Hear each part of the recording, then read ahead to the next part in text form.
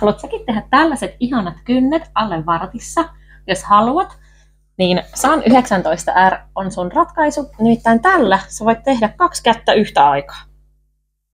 Eli ekaksi puhdistetaan kynnet kynsien puhdistusaineella. Sen jälkeen laitetaan kynsille aluslakka, eli base coat.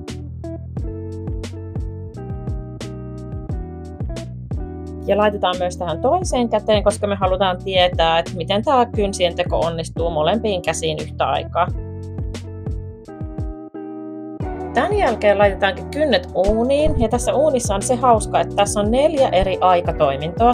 Tässä ekassa vaiheessa mä valitsin 30 sekuntia. Mahtui muuten kädet tosi mukavasti tonne uuniin yhtä aikaa. Sitten kun ne kynnet tulee tuolta uunista, niin päästäänkin lakkailemaan. Ja mä valitsin tehdä tänään tällaisen ranskalaisen manikyyrin. Ja voin kertoa, että valitsin muuten aika haastavan tehtävän. Mutta kohta te näette, minkälainen lopputulos tuli. Mulla meni myös lakkaa vähän tonne sormille, joten mä otin tommosella työkalulla vielä sitten pois niitä.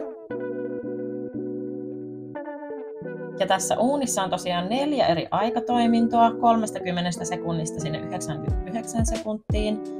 Se 99 sekuntia on sellainen toiminto, että siinä on alhaisempi lämpötila. Tähän vaiheeseen mä valitsin tuon 60 sekuntia, että se lakka kovettuu varmasti. Sitten mä teen seuraavaksi vielä muutamia korjauksia ja sen jälkeen laitan kynnet vielä kerran 60 sekunniksi uuniin. Ja hei, tässä uunissa on se ihana, että sä pystyt tuosta päältä seuraamaan sitä sun sekuntimäärää, minkä sä oot valinnut. Tässä vaiheessa mä olin oikeasti aika yllättynyt, miten ihanilta nämä kynnet jo näyttää.